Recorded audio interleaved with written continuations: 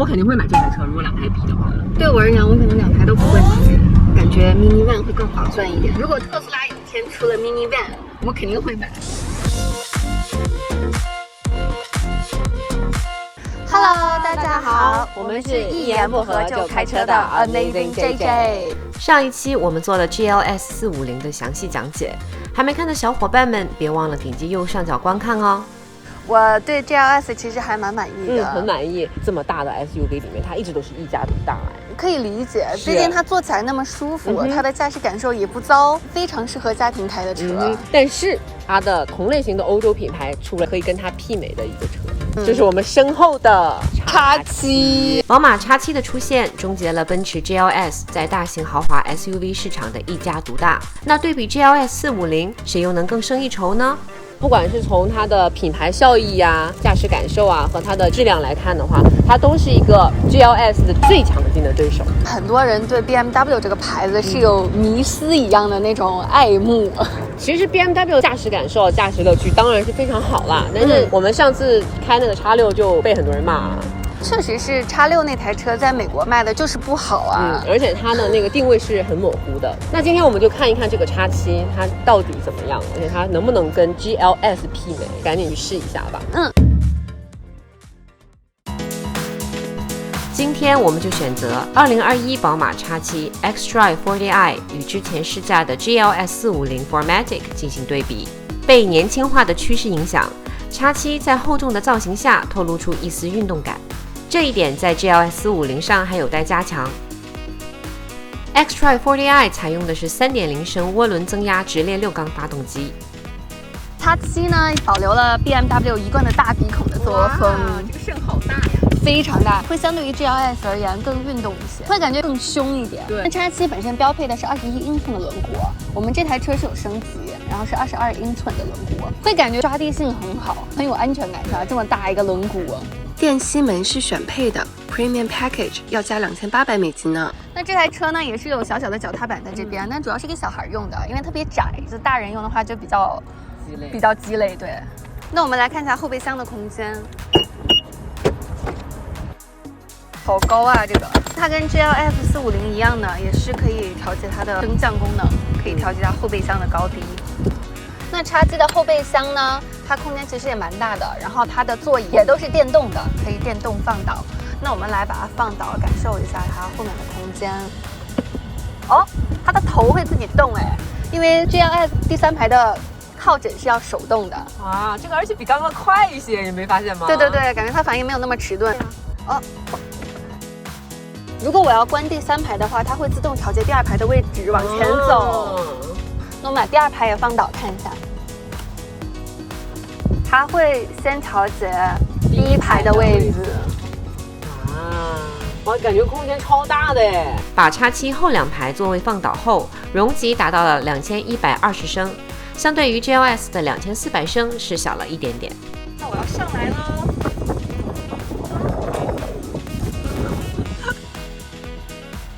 For some reason， 这个车的后排会比 GLS 450硬一点，因为我刚腿胳膊好痛啊。再次来说的话，长度是 OK 的，我感觉会比 GLS 450要窄一点。哇，小 J 的空间感完全没有问题哦。X7 的车宽是比 GLS 要小30厘米。当座位恢复后，第3排需要手动把靠枕打起来哦。这台 X7 呢，虽然是比 GLS 看起来更加的 sporty 一点，但是它跟其他的宝马比的话，它真的是比较 family 的，是最没有弧度的。无论是侧面还是后面，X7 的尾部明显相较于其他款式更敦实稳健。它既然牺牲了外观而做了这一个设计的话，还是对它的后排空间能够更加有期待。等一下我们就可以进去试一下。那这个 X7 的第2排空间，我坐着其实也是蛮舒服的，因为它是一台7座车嘛，所以它中间还有一块，我可以坐进来给大家感受一下这个空间。3个成人坐的话，可能还是有点挤，但是2个人的话是绝对没有问题。脚垫这块也没有特别鼓起来，就一点点，所以不会让你坐起来特别难受。坐中间的话会有点坐小板凳的感觉，但是如果就是正常4座的位置，坐在这儿就蛮舒服的，没有什么问题。它有一个特别大的优点呢，是它可以在你坐的位置，直接控制所有的天窗和玻璃。可以把这个遮阳帘儿，哎，关起来。哦，而且它可以从第2排直接控制天窗。哇，这个天窗也是很大，跟对，蛮大的。差不多。它除了第2排有一个小天窗呢，它还第3排有一个非常小的天窗。哇，这个小孩子肯定很喜欢。哇，好酷哦！所以小孩子坐在第3排的话，就觉得特别愉悦。挺好的。那我们可以去感受一下第3排的位置。它自动 tilt 过去。对。我觉得进来了之后，它的感觉跟刚刚的 GLS 感觉差不多，腿也是非常的舒服。那么我们现在让小 J 也进来一下，看看这后面2个人坐的空间怎么样？然后它蛮好的，它是按一下就可以自动回来。然后 GLS 呢，它是要一直按着才可以回来，因为它可能怕卡到你的腿。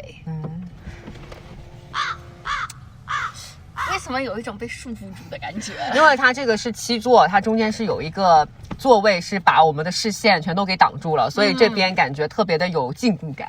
对，让你觉得没有发挥的空间。所以你的腿不可以跳舞了。社会很单纯，复杂的是人类。但是其实说实话，它的腿部空间和头部空间跟 GLS 其实差不多。第3排还配备了2侧的扶手杯架，小 J 对这个设计十分满意。底部没有滑轨，脚底的部分还是蛮舒服的。4个手指头不行，你腿比较长哎。我怎么有4个手指头？我这不行。你有2个手指头。在第3排这里，你还可以自动调节它的空调系统。宝马的内饰和中控都是大同小异，没有华丽的设计感，主旨是以驾驶者为核心的理念。想了解更多的宝宝们可以参考我们X6的视频。好，我先走了啊。哎，这车感觉好轻盈啊，比那台车好开。对，我们看一下它的模式是什么。我现在调成 Sport。OK。这台车也是5米多，比刚刚的 GLS 能够小一点点。是吗？而已。但坐上来其实感觉不太出来。哎，比刚刚的好操作哎，是吧？呀，有点那种从 Family Guy 转成了 Party Boy 的感觉。是吗？开这么大的车去 Party， 这么大的车能够有这种力气，我已经非常欣慰了，真的，我没想到它能够那么有劲儿。我坐在 Passenger 这个位置啊，我都觉得没有像刚刚 GLS 那种软绵绵的感觉，是不是啊？对，其实非常明显。我觉得这个车坐起来比较紧凑，是的，但是没有那个舒服，没有那个舒服。对，不知道它加速度感觉怎么样？稍微加一下，踩一下，感觉一下。然后我们踩一下油门试试。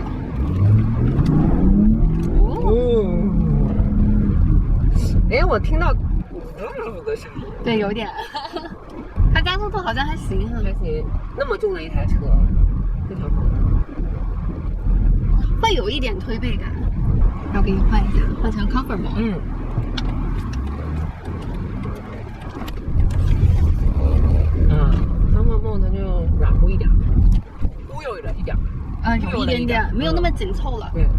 但是还不错，也比那个 GLS 要感觉还是好控制一点，是吧？是比 GLS 更运动一些。而且我觉得它就算 Comfort Mode， 它的停车的点头好像有比 GLS 要好一点。这次试驾的2021 X7 xDrive 40i 车型，最大功率335马力，最大扭矩448牛米，100公里加速5.8秒。可能我开惯宝马了，我就是这个可能会更上手一点。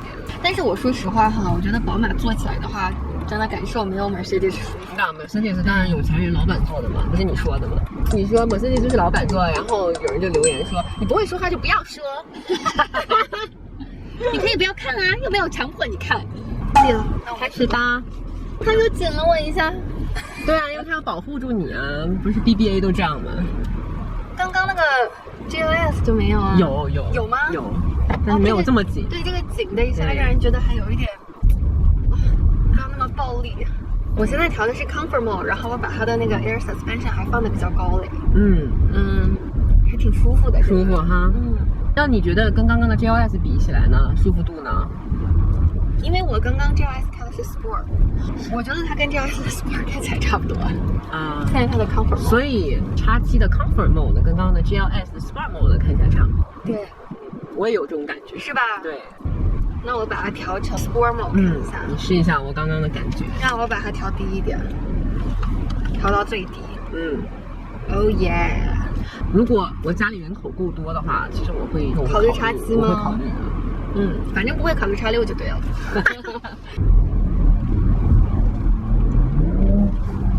哎，那这个车为什么就是踩下去之后就加速有一个延迟的感觉？它是 turbo lagging， 因为它的涡轮是有延迟的。所以它不会像电车一样，就是一踩轰就走。我觉得这就是电车跟油车的最大的区别吧。但 Porsche 没有哎，Porsche 没有延迟那么多，但是还是有的。是吗？我觉得是你开特斯拉开习惯了，所以你就是 expect 它就是马上会起来。对。但是它这个油车它的涡轮它都会有一些延迟。但我会觉得它有点笨，就是反射弧比较长的那种感觉。对，就是我已经笑话讲完了，它过了2秒突然笑。我觉得它跟正常的宝马比的话，它的驾驶乐趣大概还是会打一个折扣的，因为它这么大一只，而且它要符合就是它的人设嘛。但是相对于其他的车来说的话，它的驾驶乐趣已经非常好。哎，车噪和路噪没有那个 GLS 那么的安静。对。他会觉得有一点点吵，这是驾驶乐趣的一部分啊。这个听风噪、路噪吗？呀，你都不知道我家的X5它的胎噪有多么的严重，轰轰的。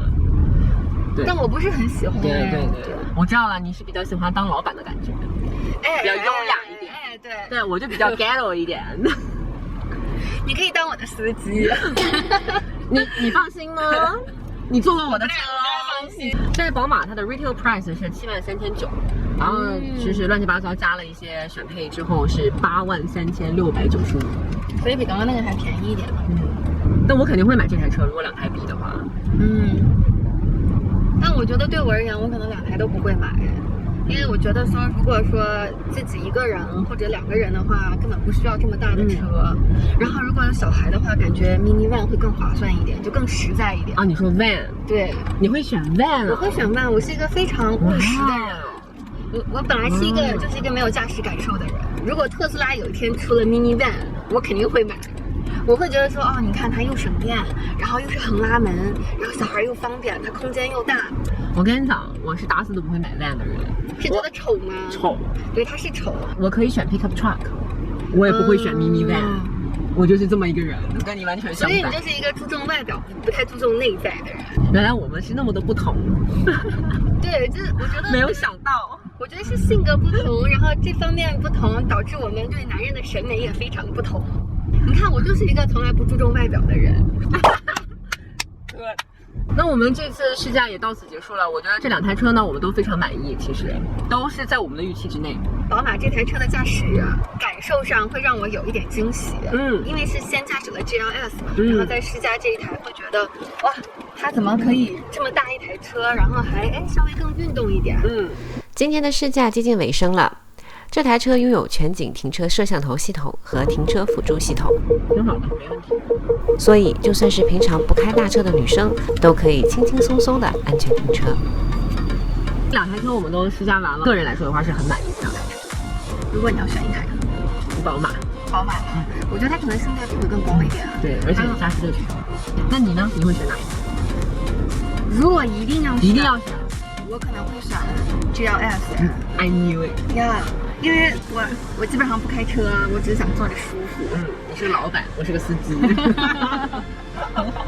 感谢大家收看。那喜欢我们的视频呢，欢迎大家给我们留言、关注和点赞哦。谢谢大家，我们下期再见喽，拜拜。